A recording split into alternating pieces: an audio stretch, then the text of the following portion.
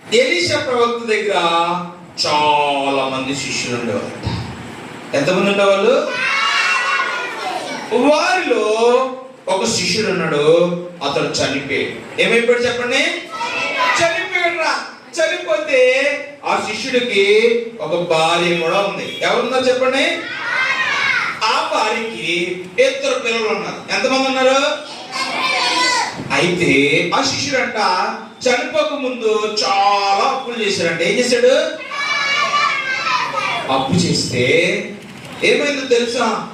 ఎప్పుడైతే ఆ శిష్యుడు చనిపోయాడో అప్పు వాళ్ళందరూ మీదకొచ్చి ఏమంటా ఉన్నారంటే, ఇదిగో నీ భర్త చనిపోక ముందు నా దగ్గర చాలా అప్పు చేశాడు కాబట్టి ఇదిగో నీ కొడుకు నేనేం చేస్తాను, పట్టుకుని ఈడ్చుకుని వెళ్ళిపోతాను అని అంటే ఆమె చాలా బాధపడి, అయ్యా నాకు నా భర్త తర్వాత వీళ్ళిద్దరే నాకు ఉన్నది, వీళ్ళు తీసుకెళ్ళిపోతే నేను బ్రతకలేను, దయచేసి నాకు కొంచెం సమయం ఇవ్వమని వెంటనే పరిగెట్టుకుంటూ ఎలీషా ప్రవక్త దగ్గరికి వెళ్ళిందంట.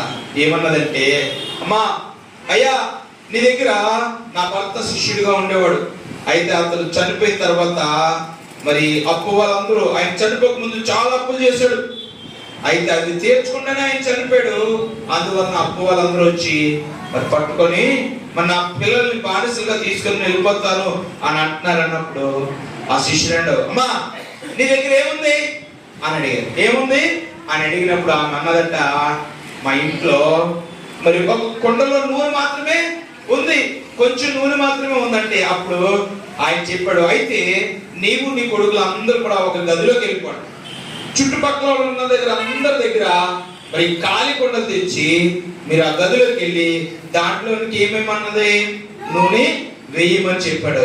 చెప్పగానే వాళ్ళు నూనె వేస్తా ఉన్నారు. అరే కొండలన్నీ నిండిపోయే వరకు ఏమైందంటే దేవుడు అద్భుతాన్ని చేశాడు.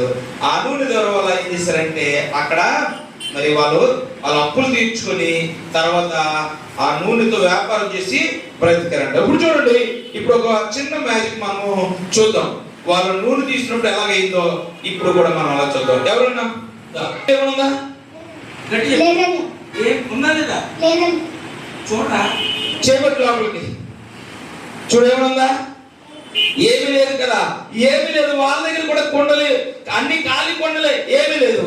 అయితే వాళ్ళు ఏం చేశారంటే ఆ కొండలోనికి చేపెట్టి ఇంకో కొండలోకి వేస్తా ఉన్నారు. అందరూ 1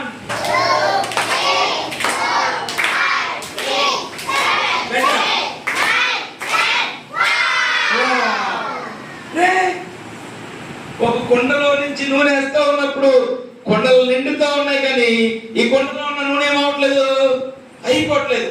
మళ్ళా ఇంకొకరు పిలిచాడు, మళ్ళా చూడు దీంట్లో ఏమనుందా, రా పైకి రా, ఎలా చూడు, బాగా చూడు ఏమనుందా, చేపట్టు, ఏమనుందా, ఏమీ లేదు కదా. మళ్ళా ఎలా కొండలో చేపెట్టి మళ్ళీ చెప్పండి రా, వా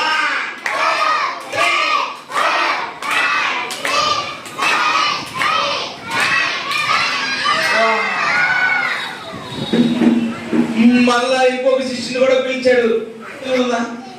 చెప్పు ఏమంటాడు? ఓకే చూడండి, మళ్ళా ఎలా పైకెట్టాడు. మళ్ళీ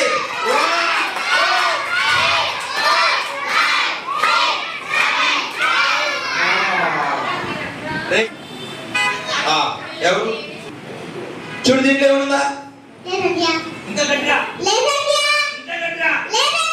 ఏమీ లేదు. మళ్ళా ఇలా లోపల పెట్టి మళ్ళీ చెప్పండి,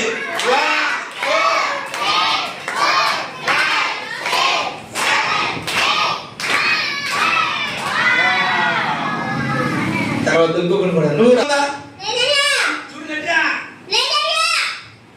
ఇది కూడా చెప్పండి.